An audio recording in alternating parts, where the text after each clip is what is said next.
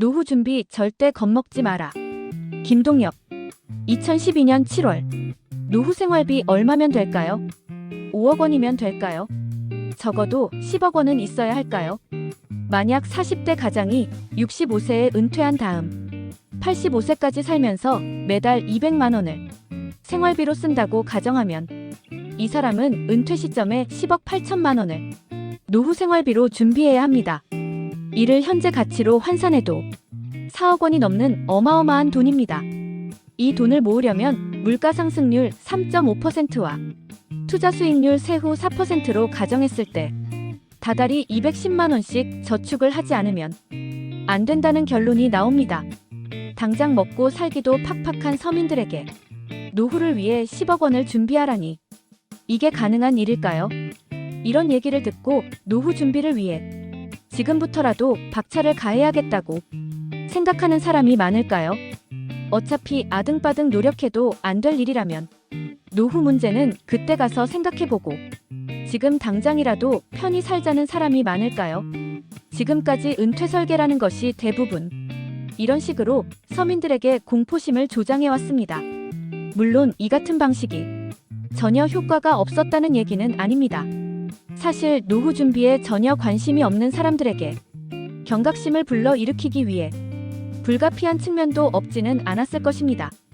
하지만 공포심을 조장하는 것만으로는 문제가 해결되지 않습니다.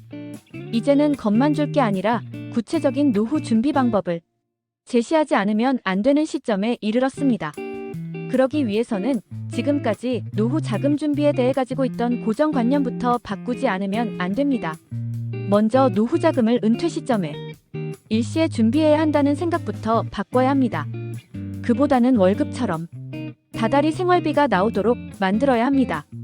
은퇴할 때까지 10억 원을 마련해야 한다면 부담스러울 수밖에 없지만 은퇴 후 다달이 200만 원 정도의 현금 흐름을 만들겠다고 생각하면 한결 마음이 가볍습니다. 그리고 무에서 유를 창조하겠다는 생각도 버려야 합니다. 아무것도 없는 상태에서 뭔가를 새로이 만들어내려고 하니 힘든 것입니다. 국민연금을 예로 들어보겠습니다. 국민연금공단에 따르면 현재 완전 노령연금을 수령하는 사람이 다달이 수령하는 연금이 평균 80만 원 정도라고 합니다. 완전 노령연금을 수령하려면 20년 이상 보험료를 납부해야 하는데 국민연금이 1988년에 도입됐다는 점을 감안하면 수급 자격을 갖춘 사람이 대다수일 것입니다. 우리나라 가계자산의 80%를 차지하는 부동산도 잘만 활용하면 은퇴 후 현금 흐름 창출에 도움이 됩니다. 대표적인 방법으로 주택연금을 들 수 있습니다. 지난해 주택금융공사에 따르면 현재 주택연금을 수령하는 사람은 평균 2억 7천만 원 상당의 주택을 담보로 맡기고 매달 103만 원의 연금을 수령하고 있다고 합니다. 은퇴자가 생활비로 월 평균 200만 원을 쓴다고 할 때 국민연금과 주택연금만 잘 활용해도 노후 생활비의 70%에서 80%를 충당할 수 있습니다. 이제 부족한 자금을 퇴직연금과 추가적인 저축을 통해 마련하는 방식으로 은퇴 후 현금 흐름을 창출해가면 됩니다. 이처럼 은퇴 설계는 아무것도 없는 상태에서 뭔가를 새로이 만들어내는 것이 아니라 현재 가지고 있는 자산과 소득 중에서 어떤 부분을 노후를 위해 떼어놓을지 결정하는 과정으로 봐야 할 것입니다. 그리고 은퇴 후 현금 흐름 창출 방법은 각자 가진 직업과 가족 형태에 따라서도 달라집니다. 직업에 따라 한 직장에서 오랫동안 일할 수 있는 직업이 있는가 하면 자주 옮겨 다녀야 하는 사람도 있습니다. 이 경우 직장을 옮길 때마다 받는 퇴직금을 어떻게 활용하느냐에 따라 노후 생활이 달라집니다. 공무원처럼 현역 시절 봉급은 작지만 은퇴 후 연금을 많이 받는 직업도 있고 당장 연봉은 많이 받지만 일찍 직장을 떠나야 하는 직업도 있습니다. 후자의 경우 지금 더 받는 연봉이 미래의 몫이라고 생각하고 노후를 위한 투자를 늘려두지 않으면 안 됩니다. 외벌이와 맞벌이 가구의 노후 준비 방법은 상당한 차이가 있습니다. 맞벌이는 외벌이에 비해 은퇴 전 소득도 많지만 은퇴 후에도 부부 두 사람 모두 국민연금과 퇴직연금을 수령할 수 있습니다. 직장인과 자영업자의 노후 준비 방법도 다릅니다. 직장인은 퇴직금이나 퇴직연금을 노후생활비 재원으로 활용할 수 있지만 자영업자는 국민연금 이외에 별다른 보장이 없습니다. 게다가 국민연금도 자영업자가 근로소득자에 비해 적게 받습니다. 국민연금 연구원에 따르면 국민연금 보험료 산정의 기준이 되는 기준 소득월액이 자영업자가 속한 지역가입자의 경우 67만 5,396원밖에 되지 않습니다. 이는 사업장 가입자의 3분의 1 수준입니다.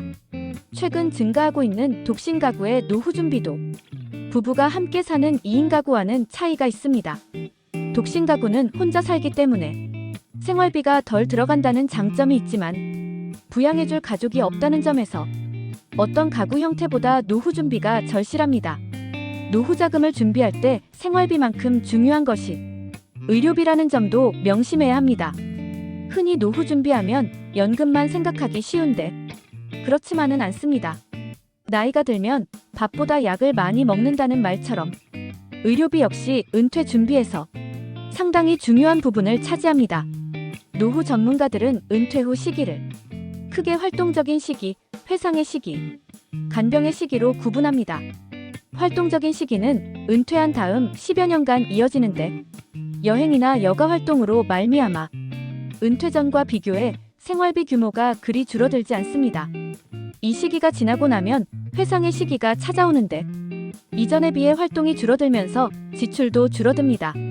하지만 이 시기가 지나고 간병의 시기가 도래하면 다시 생활비가 늘어납니다. 따라서 노후 설계를 할 때는 생활비와 함께 의료비에 대한 준비도 잊지 말아야 합니다. 그런데 의료비는 생활비와 준비 방법이 다릅니다. 생활비는 필요 시기와 규모를 어느 정도 예측할 수 있지만 의료비는 그렇지 않습니다. 언제 질병이나 사고가 발생할지 예측할 수 없을 뿐더러 얼마만큼 자금이 들어갈지도 알 수 없습니다. 따라서 의료비 문제는 일반 저축보다는 보험 상품을 통해 마련하는 것이 바람직합니다. 우리나라의 고령화 속도는 세계 어느 나라보다도 빠릅니다. 이 점을 감안할 때 은퇴 설계가 지금처럼 단순히 공포심을 조장하고 나 몰라라 하는 것이 돼선 곤란합니다. 이젠 은퇴 설계에 대해 구체적인 방법론을 제시할 때가 됐습니다. 목돈이 아니라 현금 흐름을 중시하고 생활비뿐 아니라 의료비도 함께 준비해야 합니다. 그리고 은퇴 설계 방법도 모든 사람에게 적용되는 천편일률적인 것이 아니라 각자가 가진 직업과 가족 형태에 따라 달라져야 할 것입니다. 이상 노후 준비, 절대 겁먹지 마라에 대해 알아보았습니다.